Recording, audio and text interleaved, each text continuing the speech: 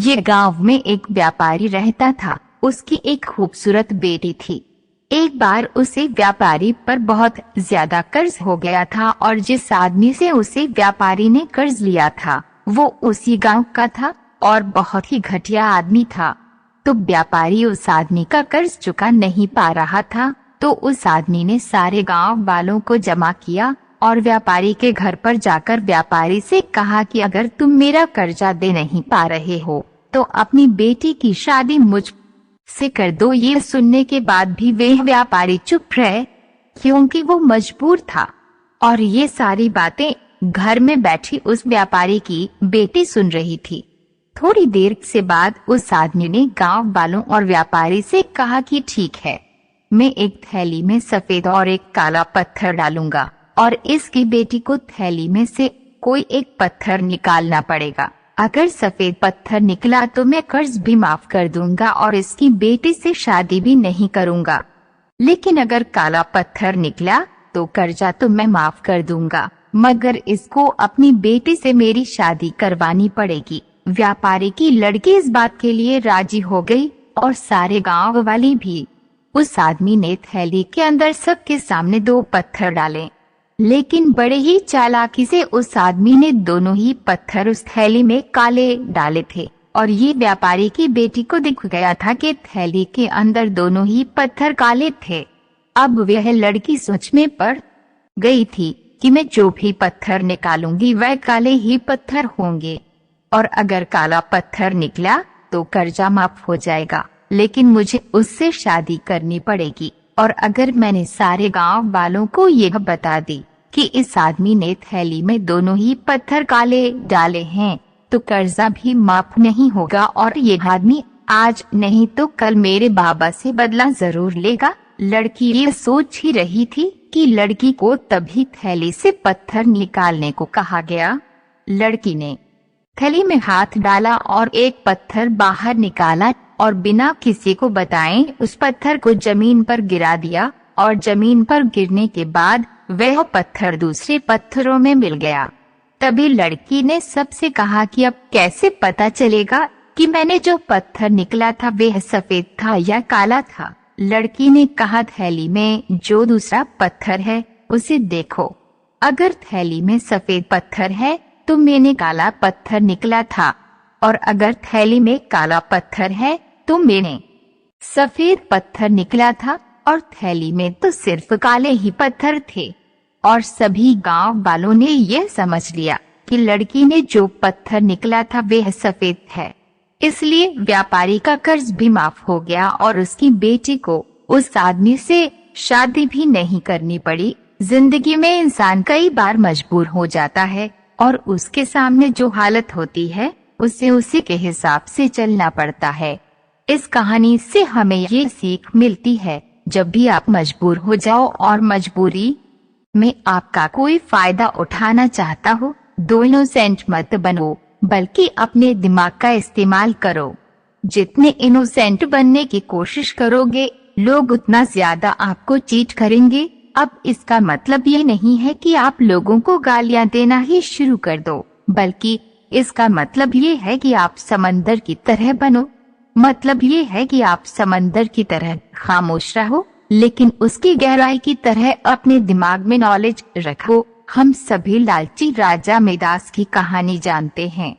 उसके पास सोने की कमी नहीं थी, लेकिन सोना जितना बढ़ता वह और अधिक सोना चाहता। उसने सोने को खजाने में जम कर लिया था और हर रोज उसे गिना करता था। एक दिन जब वह सोना गिन रहा था तो एक अजनबी कहीं से आया और बोला, तुम मुझसे ऐसा कोई वरदान मांग सकते हो जो तुम्हें दुनिया में सबसे ज्यादा खुशी दे। राजा खुश हुआ और उसने कहा, मैं चाहता हूँ कि जिस चीज को छूऊं वह सोना बन जाए। अजनबी ने राजा से पूछा, क्या तुम सचमुच यही चाहते हो? राजा ने कहा, हाँ। तो अजनबी बोला, कल सूरज की पहली किरण के साथ ही तुम्हें किसी चीज को छूकर सोना बना देने की ताकत मिल जाएगी। राजा ने सोचा कि वे यह सपना देख होगा, यह सच नहीं हो सकता। अगले दिन जब राजा नींद से उठा तो उसने अपना पलंग छुआ और वह सोना बन गया। वह वरदान सच था। राजा ने जिस चीज को छुआ वह सोना बन गई। उन्होंने खिड़की के बाहर देखा और अपनी नन्ही बच्ची को खेलते पाया। उसने अपनी बिटिया को यह अजूबा दिखाना चाहा और सोचा कि वे खुश होगी, लेकिन बगीचे में जाने से पहले उसने एक किताब पढ़ने की सोची। उसने जैसे ही उसे छुआ वह सोने की बन गई। वह किताब को पढ़ न सका। फिर वे यह नाश्ता करने बैठा। जैसे ही उसने फलों और पानी के गिलास को छुआ वे भी सोने के बन गए। उसकी भूख बढ़ने लगी और वे खुद से बोला, मैं सोने को खा और पी नहीं सकता। ठीक उसी समय उसकी बेटी दौड़ती हुई वहां आई और उसने उसे बाहों में भर लिया। वह सोने की मूर्ति बन गई।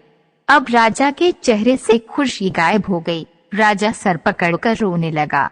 वह वरदान देने वाली अजनबी फिर आया और उसने राजा से पूछा कि क्या वे हर चीज को सोना बना देने की अपनी ताकत से खुश है। राजा ने बताया कि वे दुनिया के सबसे दुखी इंसान है। राजा ने उसे सारी बात बताई।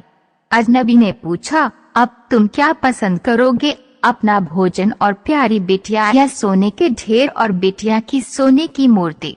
राजा ने गिड़गिड़ाकर माफी मांगी और कहा, मैं अपना सारा सोना छोड़ दूंगा। मेहरबानी करके मेरी बेटी मुझे लौटा दो, क्योंकि उसके बिना मेरी हर चीज मूल्यहीन हो गई है। अजनबी ने राजा से कहा, तुम पहले से बुद्धिमान हो गए हो, और उसने अपने वरदान को वापस ले लिया। राजा को अपनी बेटी वापस फिर से मिल गई और उसे एक ऐसी सीख मिली जिसे वह जिंदगी भर नहीं भुला सका। एक समय का बात है, एक आदमी ट्रेन से कहीं जा रहा था। उसके पास कीमती हीरों की पोटली थी। उस आदमी को 2 दिन और 2 रात ट्रेन में गुजारने थे, क्योंकि उतना उसको सफर करना था और उसे कहीं पहुंचना था। सफर के पहले ही दिन एक चोर की नजर उस आदमी के हीरों की पोटली पर पड़ गई। अब चोर ने दिमाग लगाया और एक बड़ा सा बैग लेकर उस आदमी के पास जाकर बैठ गया और उस आदमी से मीठी मीठी बातें करने लगा। चोर ने सोचा कि रात में जब सब सो जाएंगे तो मैं चुपके से उठकर उन हीरे को चुरा लूंगा। यह सोचकर चोर बड़ा ही खुश होने लगा। जब शाम का वक्त हुआ, 7 या 8 बज रहे थे, तब चोर सो गया। क्योंकि उसे रात में जागना था और हीरे चुराने थे, इसीलिए वो जल्दी से सो गया। जब उस आदमी के सोने का वक्त आया, उस आदमी ने चुपके से अपने हीरों की पोटली अपने बैग में से निकालकर उसके पास जो आदमी सोया था उसके बैग में डाल दी। और उस आदमी के पास कौन सोया हुआ था? वह चोर ही सोया हुआ था। यह सब करने के बाद वे आदमी आराम से सो गया। रात के जब 2-3 बज रहे थे, तब वो चोर उठा और उसने देखा सब लोग सो गए हैं। फिर उसने उस आदमी के बैग को अपनी तरफ खींचा और उस बैग को पूरा चेक कर लिया। उस बैग में कुछ नहीं मिला। वह परेशान हो गया। सारी रात उसे आदमी के बैग को चेक करने के बाद जब उसे कुछ ना मिला, तब उसने देखा कि सुबह के 4 बजे रहे थे। तब वह सो गया।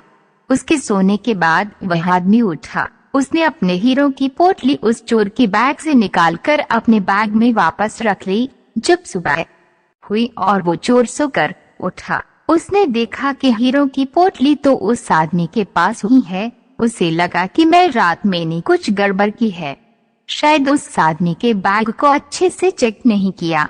उसने फिर से प्लान बनाया कि इस रात बैग को अच्छे से चेक करना पड़ेगा। वह चोर फिर से शाम होती ही 7 बजे जल्दी से सो गया और उस आदमी ने फिर से अपने हीरों की पोटली को अपने बैग से निकालकर उस चोर के बैग में डाल दी। चोर रात में फिर से उठा, उस आदमी के बैग को खींचा, फिर से ढूंढने लगा, लेकिन हीरे नहीं मिले। वह परेशान होकर फिर से सो गया। वह आदमी सुबह के 5 बजे उठा, अपनी हीरों की पोटली चोर के बैग से निकलकर अपने बैग में वापस डाल दिया।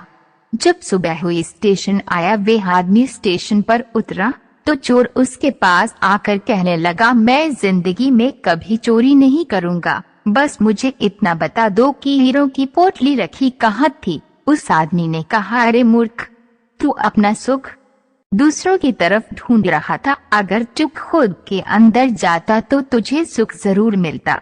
अगर तू अपने गिरेबान में झांकता तो तुझे पता चलता कि तू चोर नहीं मालिक था। वो हीरो की पोटली तेरे ही पास थी। दोस्तों, इस कहानी से हमें बहुत बड़ी सीख मिलती है।